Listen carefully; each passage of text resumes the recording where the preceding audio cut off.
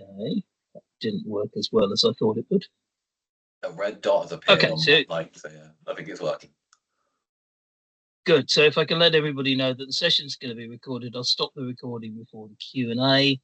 I will keep an eye on sort of people joining the meeting because I'm aware we're expecting a few more people.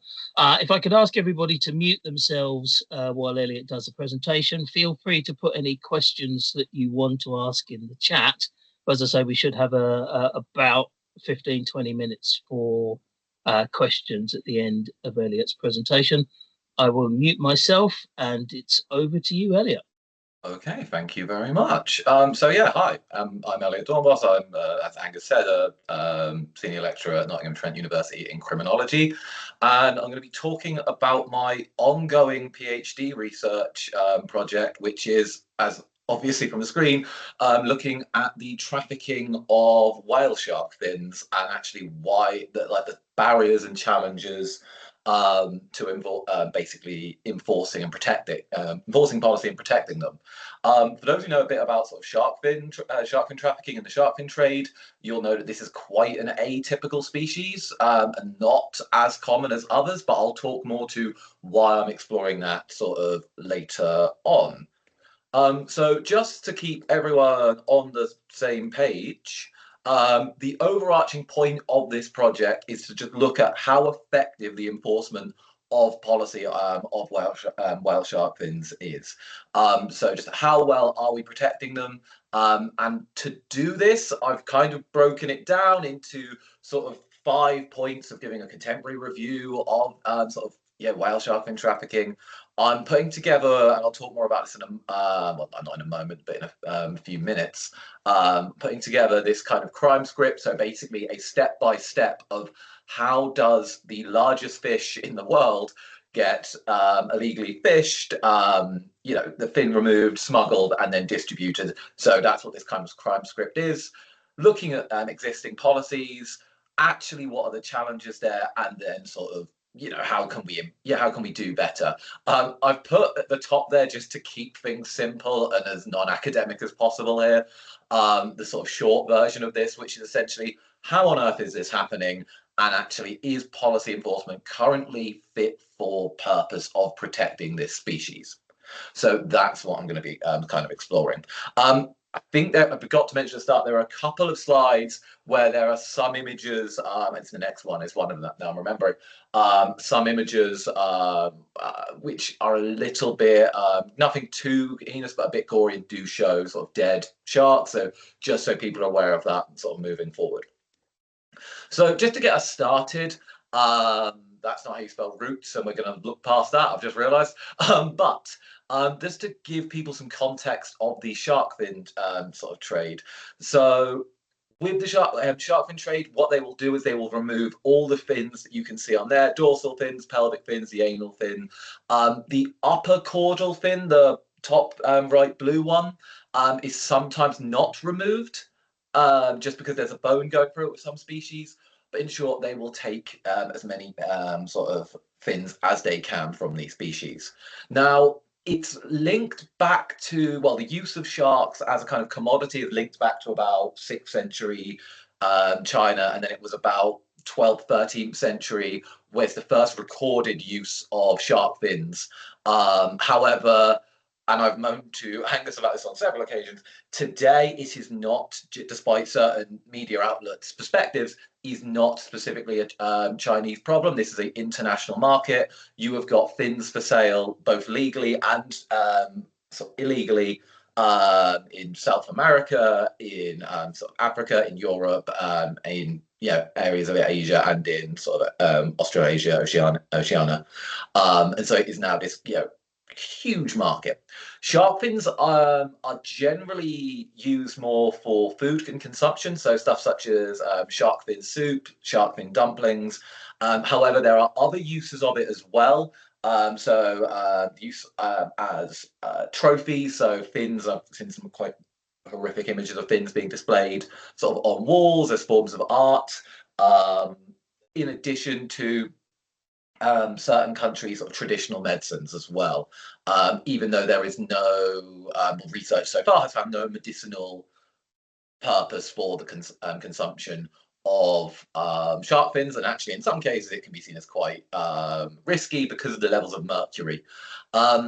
In terms of species, different species will have different protections. You have some that it is fully prohibited to fish and to trade in their fins, others where it is entirely legal, and others where you have the kind of more regulated middle ground. Obviously, I'm going to be focusing more on whale sharks for this project.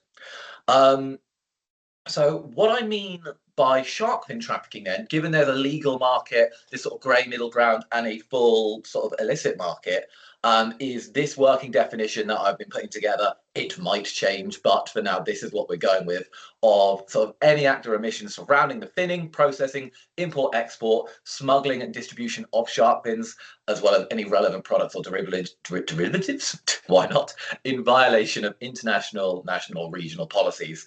Now, I put this together because there's often a misconception surrounding the legality of these markets. If you look at several sort of news media sources, they will often misrepresent the shark fin trade, and they'll talk about the legal market as if it's illegal. There's a brilliant journal article by David Schiffman a couple of years ago where he basically looked at how often it was misconstrued. But because of that, in addition to the combination of wildlife crime here, you've got links with IUU fishing, obviously. You've got the smuggling. You've got links to corporate crime, arguably, with certain corporations moving some of these products illegally. I put this working definition together, and I just wanted to have everyone on that sort of same page of this is what I mean, sort of moving forward. So just running the groundwork here before we get to the interesting stuff. The other part, whale sharks, the greatest shark, and I will die on that hill. This is the largest fish species we have in the ocean. The largest recorded size is about 18 meters, so absolutely huge. They are an endangered species under the IUCN Red List. And their numbers, we do not have exact sort of recordings because of the difficulties in recording marine species, and basically whale sharks are a migratory species, and so they'll just basically you'll find them across the entirety of the sort of equator and northern and southern equator sort of oceans. And it can dive down 2,000 meters, so it's quite difficult to count them, essentially. So we don't have exact figures. However, we know that the population is in decline. In addition, the species is quite vulnerable to exploitation due to quite a slow life history. So in short, it takes them quite a long time to reproduce. They have a quite long maturity rate, and so their numbers can't recover as quickly as a lot of smaller species. Now, I'm not going to say that shark fin trafficking is the largest threat to whale sharks. There's been a large body of work over the last couple of years surrounding the different threats that they have faced. You have stuff such as ship strikes, which is seen as quite a significant threat to them. IUU fishing overall, which includes for their fins. Climate change, wider sort of pollution issues coming from environmental corporate crime. There's been small evidence that sort of microplastics as well, all impact the species. But what I want to create is a nice clear picture here of it's not just one thing which is causing a species decline, it's a combination, and actually we need to be exploring all of these avenues and how we can basically do better to protect them. Now, they are a protected species, so they fall under Appendix 2 of CITES. So arguably it is supposed to be regulated in terms of their trade. In addition, it's quite, and I'll talk more about the charismatic sort of megafauna nature of them sort of shortly, but it's quite unusual because they're Appendix 2. However, in many countries, such as Indonesia, for example, they are fully protected, and it is a criminal offence to fish them. Which you don't, it's preaching to the choir here, but obviously you don't often see that with Appendix 2 species. It's more obviously your Appendix 1, but you see that, so it's quite interesting there. But I think that comes back to the significant nature of this marine species. So Why whale shark fin trafficking? How much of an issue is it? Well, as I said at the start, it's quite an atypical species. It is a small part of a larger illegal trade. Some work, particularly in the early 2000s, was discussing about how these fins were seen as quite poor quality, basically due to their size. And the sort of fin needle quality, which is what's seen as, if you've got lots of fins and a kind of quite condensed fin, lots of needles within a fin, even, it's seen as good quality. But obviously, due to the size, these fins have quite spread out needles. In short, it's just not seen as good quality. Let's not overcomplicate this. And so there was not a high demand for it. Back then, they were still being seen on the market. However, it was quite uncommon. Now, there's still this perception of poor quality. However, particularly in the last sort of 10 years, we've seen increasing cases of whale shark fins being found either being sold on markets when they shouldn't be being sold there, being seized, coming through sort of customs, and we're finding more sort of trophies and sort of fishing vessels being sort of found to be seizing them. Sorry, I completely went off there. So as you can see from the news articles I've got on the side here, just some examples of this. Back in 2014, there was a Chinese factory which was found to be basically processing significant amounts of whale sharks. The images that I have not included in this, but it's quite grim. And obviously there was like huge piles of these fins, which are then being put out into the markets. You had a couple of cases in the last year as well that have hit quite sort of high profile news media of whale sharks being found in the US, and that bottom one there was out of Peru. Again, if you look up these news stories, you'll see some quite horrific images of whale sharks being brought to shore and just having their fins cut off. Basically, we've kind of underestimated this market is what I'm kind of getting at here. And although there's this belief it's not that popular, we have an issue, and it is we have an issue with this market, and it is looking like it's getting worse. Some of the people I've spoken to for this study have said that actually they have concerns that it's going to become a slightly larger problem because other shark species have declined, and as such, we're seeing more people target, or not target, I'll get to this in a moment, but more sort of whale sharks being used as well, just to kind of fill in the market there. And so that's just a very brief overview. I'm going to talk more about how it happens in a moment. I've tried to keep this to 10, 11 minutes, this sort of starting bit. So apologies for rushing through it. But basically, that's just a brief overview of this trade is uncommon, but it is taking place and it is threatening the species. So for this project, what I have done is I have spoken to several. I'm still trying to find more and speak to as many as I can, but people who work as fishery officers, who research whale shark conservation, who work as policy advisors, who work with NGOs, essentially anybody I can get my hands on who works around whale sharks or whale shark conservation or works surrounding sort of shark fin trade and shark fin markets.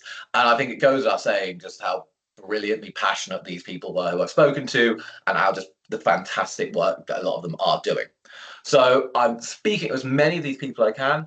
I'm also going to be doing in the next few months, let's say, some field work where I spend some time over in Hong Kong, because it's basically a hub market, one of the hub markets for the shark fin trade, to get more of an understanding of some of the sales parts and stuff like that. And then I'm going to be doing crime script analysis and reflexive thematic analysis. I'm more than happy to, in the Q&A, talk more around my methodology. However, and let's be very honest, it's not the most interesting part of this, and I want to talk more about whale sharks for the next sort of 20 minutes or so.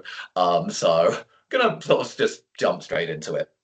So first part of this is this crime script. Now, I was originally going to be doing this talk in March, where I thought it would be done, and so this isn't done, but I'm going to give you more of a summary of this. But as I said, what I'm doing to start with is this step-by-step guide from the poaching to the smuggling to the distribution of whale shark fins. How is it happening? How are we getting the biggest fish in the world, cutting off its fins, getting it past all the sort of, fisheries officers, through customs, and getting it into sort of shops without that being detected.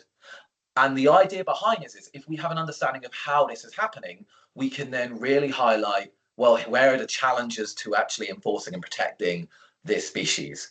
And so what I'm going to do before I get to the sort of challenges and barriers is talk you through just an overarching summary of what the crime script's going to look like.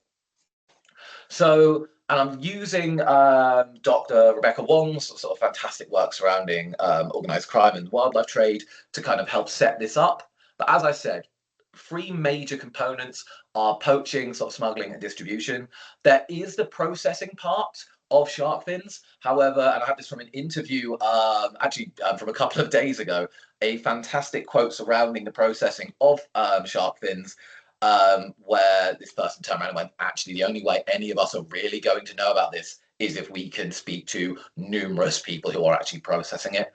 And a lot of people don't have too much knowledge surrounding the full processing of shark fins, the chemicals they're using, and everything in between. What we know about the processing side is that it can take place either after the poaching of the shark species, it can take place after it's smuggled, and sometimes it can be smuggled into an area, processed, and then smuggled somewhere else. So I've kind of put processing on the side for today because it's a more complex part of this market. However, I'm now just going to talk through these first three bits. So to start with, the poaching. So as I said before, atypical species, and what my findings are showing is it is not a targeted species outside of some rare indigenous groups, but that's less for the fin and more just for wider sort of fishing practices. So it's kind of beyond the scope of this research. What is generally happening is either whale sharks are being caught in gill nets or longline nets, whether that's in marine protected zones or just outside in or some of the just outside in some of the larger fishing areas, or fishers are coming across whale sharks while they are looking for other species, and then once they've come across it, then targeting it. So there is very few cases of people deliberately going out looking for whale sharks. It's more they will come across either one that's already caught, as a form of bycatch, or they just happen to coincidentally come across one. Now, a lot of our knowledge comes from the marine protected zones and just on the outskirts of them. We have very little knowledge of of whale shark fishing in the sort of open ocean areas where there's sort of less jurisdiction and protections there. However, there have been multiple cases of whale sharks basically being found on fishing vessels that were out in the open ocean, in addition to whale sharks being found or whale shark fins being found on vessels within marine protection zones. There's also an issue of whale sharks being targeted just as they sort of leave these zones. So the problem we have is, as a migratory species, they don't just stay in the sort of protection zones. They will just swim in and out. They do what they want, essentially. And so what's happening is they might be relatively safe in these zones, but then they're going to leave, and that's where they're going to be fished and killed. Now, quite interestingly, when they are being illegally fished, or for the purposes of sort of shark fin trafficking, it's not just the fin that's being targeted. They will cut the whale shark off. I was trying to think of a nicer way of putting that. They will essentially harvest the entire species, so they'll use the whale shark for its meat and its oils as well. Something I'm still exploring, and that the data is I'm still trying to get a bit more data surrounding this, is actually the migratory patterns and how they inform when the species is more at risk of being poached. And so a couple of people I've spoken to have suggested that actually it's around certain periods of time. So one example, out of near the Galapagos, it's around November, which is when the whale sharks will then move from the safer zones to areas where they're more at risk. And I think that's such an interesting thing we can potentially explore, is actually, if we know this is the time where they're going to be more at risk, this is where we can put more enforcement and protections potentially in place as well. So to kind of summarize the poaching side of things, not a targeted species. Generally, it's the use of sort of these sort of gill nets, long line nets. Oh, I didn't talk about the other more horrific side of things, which is because of the size of them, they can generally not be brought onto fishing vessels. So there's numerous cases of them being either while they're still alive or in some cases dead, being dragged via sort of ropes and hooks to shore, which then they are dismembered, sometimes whilst they're still alive. So it's a cheery talk I'm doing right now, so apologies. But that's poaching. The smuggling side is less unique to whale sharks and is more a wider issue of shark fin trafficking. Very, very rarely have I come across cases where it's only whale shark fins. And in the majority of time, it's whale shark fins being seized alongside other shark fins. What is generally happening is they are being laundered. So they are either being labeled as a legal fin to sell, such as a blue shark fin, or they are being labeled as sort of seafood overall, with the hopes of them not being checked.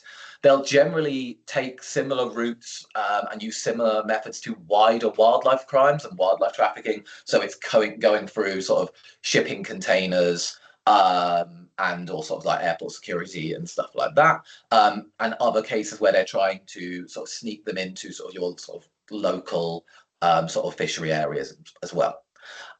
We're also seeing a convergence with shark fins and wider illicit markets. So cases of shark fins being seized alongside drugs.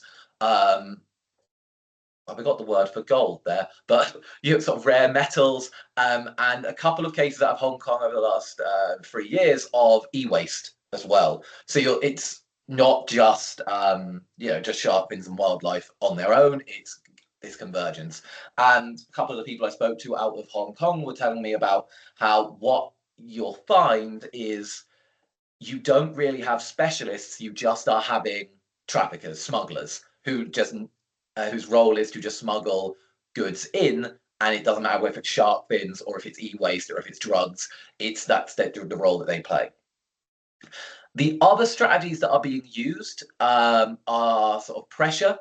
So the smugglers and the corporations. Oh, there are corporations smuggling stuff in. I forgot to mention that. But putting pressure on customs officers. So if they stop them for a seizure, there'll be a lot of pressure. Oh, we need to get this shipment out quick. It's going to go off. Actually, you can't be holding us up for this long.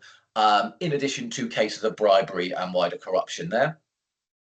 And actually, the checks that are taking place going through customs, whether that's through harbours, whether that's through airports, are quite few and far between. And I'll talk more about the barriers in a moment, but it comes down to a lot of resourcing and enforcement challenges, which are incredibly difficult. And then, as you can see on the screen there, just a couple of other cases where whale shark fins have been seized, and the airport stuff is always, for me, quite unusual. Just trying to bring shark fins through airport security just seems odd, but we'll get into that at another point, I imagine.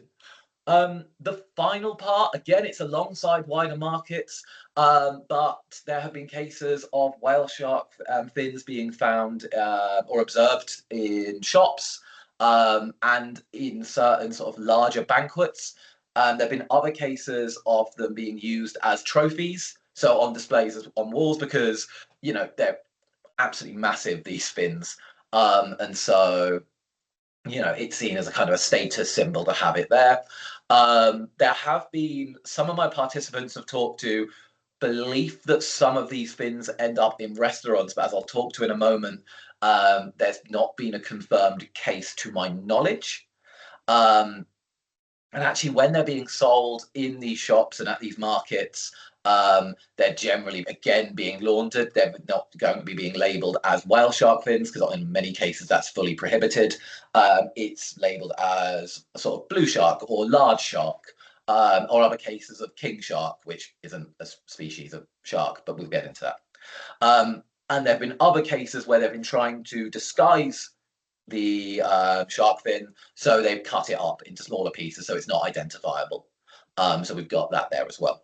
So that's just a very brief, he says, looking at the time, highlight of just what this looks like. Obviously, when I write this up, it's going to be far more detailed in a full script. And actually, I'm planning one of the conferences next year to kind of go into just a lot more detail on one of these settings. So stay tuned. I don't know where I'm going with that. Anyway, what are the sort of problems? Well, I think the first thing is I would never be arrogant enough to say I have all the answers right now. I've still got interviews to do. I've still got field work to do in terms of, there's bits of this puzzle we don't have about that connection between poaching and smuggling, how much of it stays domestically within countries and how much is smuggled into the international trade, and what's happening there. There's a gap here. The processing side, where exactly it fits in. There's still quite a dark figure around sort of whale shark fishing as a whole, and I'm still trying to chat with more fisheries officers there. And mainly in the restaurant area, but I'm still trying to find those more cases of sort of distribution. And actually, in a meeting last week, and it's not, I think, something I can do in this research, one of my supervisors just asked a quite basic question of, these fins are clearly appearing on the market. Where are most of them coming from? So what's like a hotspot country? And actually, we don't have the data right now to show where is the hotspot country for whale sharks being illegally fished and the fins then being fed into the wider market. So there's areas where you see more seizures, but actually where it's coming from, we don't have the data yet. But I've been told explicitly that is beyond the scope of this project and I shouldn't follow that. So that's a later project. So what are the emerging barriers? Well, the ones that are coming across so far when I'm looking at this are actually identifying the species, a lack of deterrent, a lack of general priority of seeing this as an issue, either lack of enforcement overall or just there's quite significant enforcement challenges, and lack of data. So I have slides on 4 of them other than lack of data because I just want to sort of briefly talk about this one. One of the issues that has come up consistently across the majority of participants I've spoken to and across the literature is we don't have the data, when it goes to where are they being fished in terms of how much of them are, how many fins are actually appearing on the markets. And obviously this feeds into wider issues with wildlife crime of we don't have the full story. And until we have that, actually it's incredibly challenging to put in appropriate policy and to enforce current policy correctly because we don't know the scale of the issue and how it's happening. So I'm hoping this project that I'm doing fills in small amounts of that, but there's still so much we don't know. And that's not just with whale sharks and whale shark fin trafficking. I think that's just with wider sort of shark fin trafficking overall. That's not to take away to the fantastic work that lots of people are doing. There are just so many gaps it's taking a long time to sort of fill in. But let's get into some of those wider challenges. So the first one I want to talk about is species identification. Now, this is an issue particularly within the smuggling and the distribution.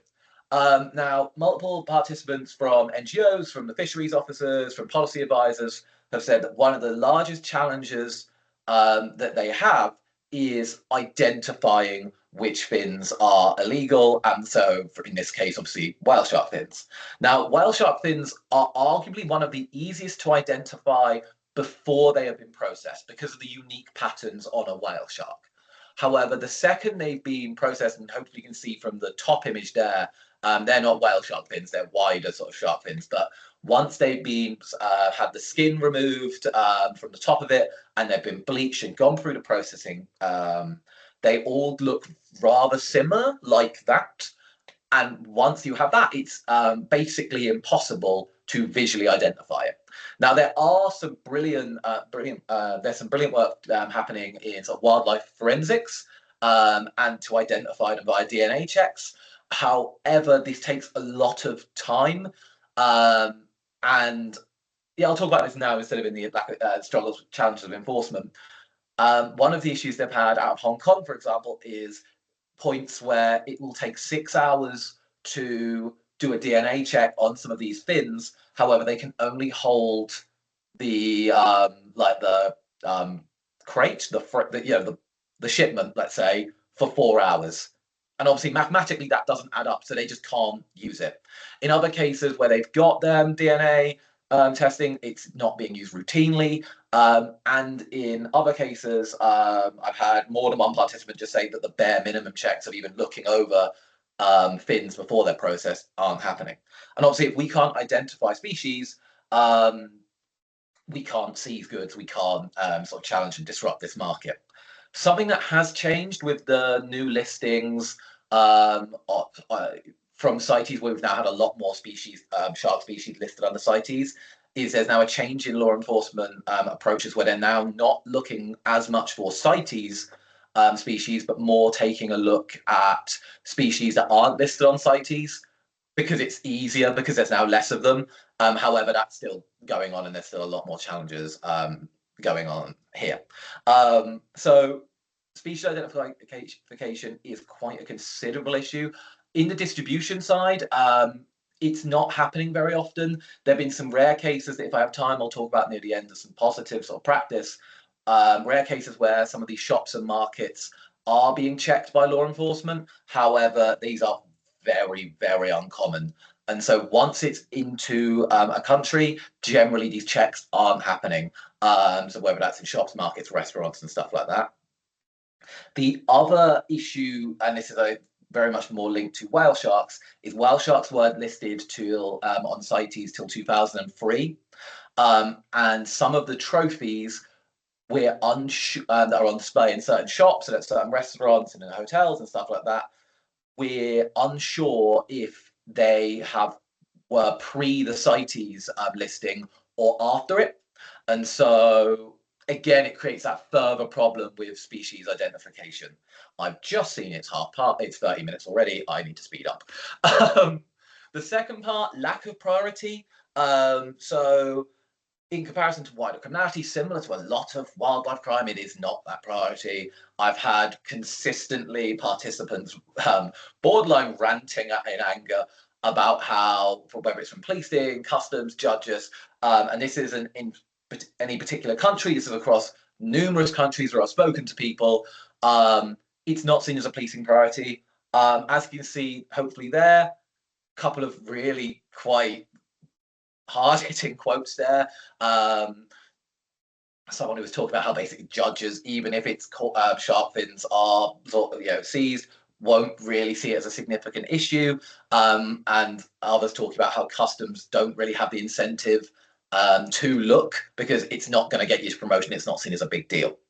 What I will say is that whale sharks have arguably slightly more attention on them than other marine species because of the charismatic megafauna sort of nature of them, the fact that these can grow up to 80 meters.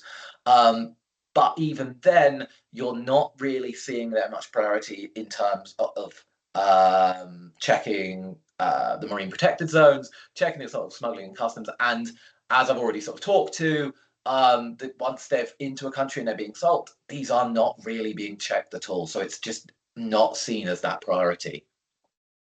I'm skimming. Please feel free to ask questions about any of this. The other challenge we have is lack of resourcing. And this is where I'm incredibly sort of sympathetic, because you've got a lot of people trying to do brilliant work here, but they don't have the capability to do much more.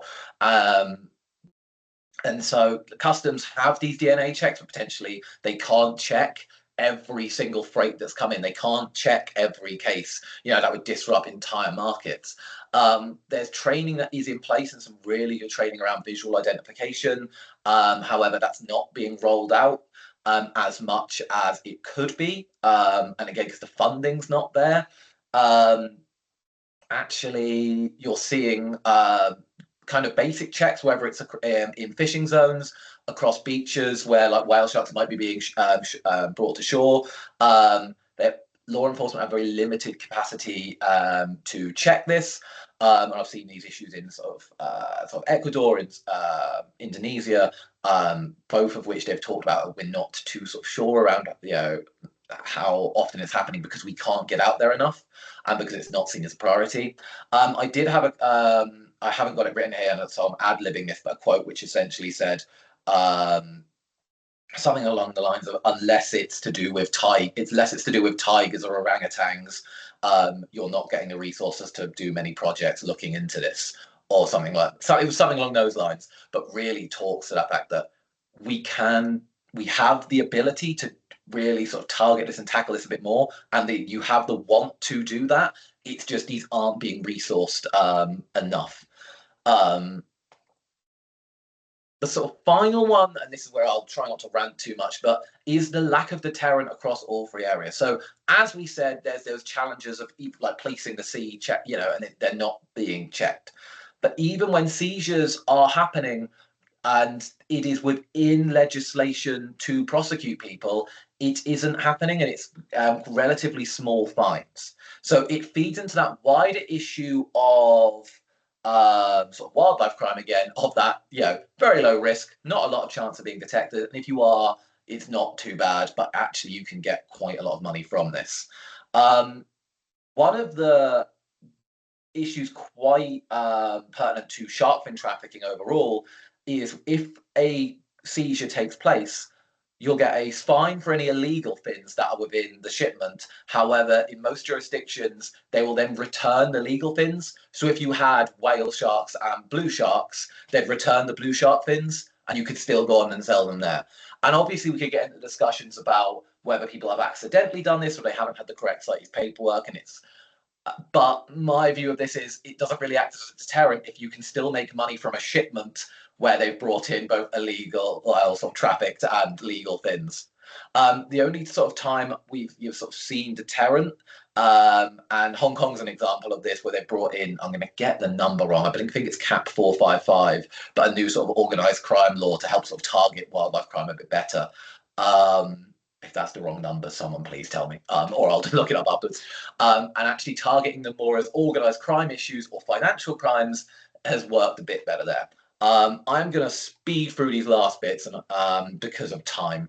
So just very quickly, I don't want this to end on me being like, oh, everything's terrible, because don't get me wrong, there are some significant challenges surrounding protecting whale sharks from whale shark fin trafficking. However, there's some brilliant practice in terms of compensation programs, in terms of people accidentally catch a whale shark and then re-release it. There's some brilliant work now taking place to try and increase custom search time and banning detached fins from being brought into countries. There's a lot of really good work being done by a few foundations and sort of wildlife forensics officers to increase or decrease how long it takes to detect DNA. Some really good training going on. I was speaking to someone a couple of weeks ago about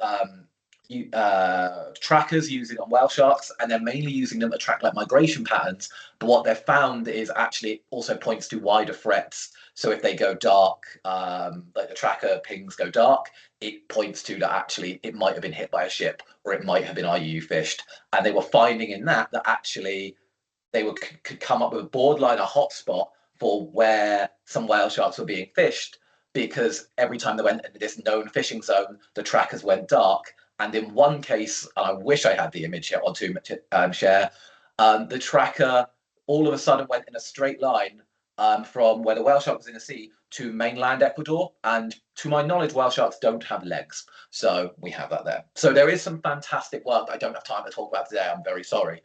So to kind of summarize, whale shark fin trafficking is a small component of wider shark fin markets and only one of the threats to whale sharks. However, there are several challenges to actually protecting the species, and until we get a better understanding of how it is happening, it's going to be a challenge to actually further protect them. And by exploring and actually looking at whale shark fin trafficking and the challenges surrounding it, actually it might help feed into wider gaps in more common species of shark fin trafficking and give us a better understanding of some of the barriers there as well. I have fundamentally rushed through some bits here, so I apologize. I told you I could talk about this for hours. So thank you very much for listening. I will happily take any questions, comments, or psychological abuse at this stage. So thank you for your time. Yeah.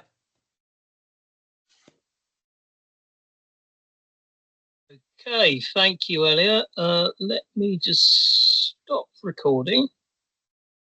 Should I stop? I'll stop sharing my screen so we're not all just looking at a whale